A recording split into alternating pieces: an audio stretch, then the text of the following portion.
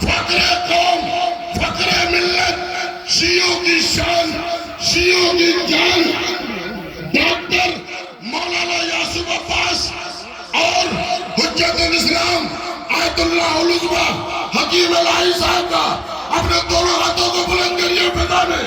पहले हाथ बुलंद करेंगे तब मैं नारा लगाऊंगा। मैं मना, मैं शराब, हमारी माँ बहनें भी उठाए, आवाज से आवाज मिलाइएगा। जो हजरात स्टेज पर बैठे हैं उलमा उठा देंगे तो खूबसूरती आ जाएगी।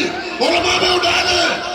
जलालपुर की जमीन पर आइए तारीखी नारा, नारे तकबीर।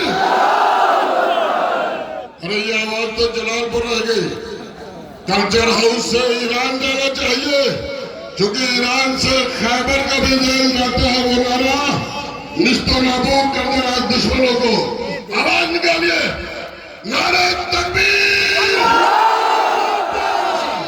नारे तकबीर, नारे रिसालत, नारे रिसालत, नारा हैदरी, हैदरी,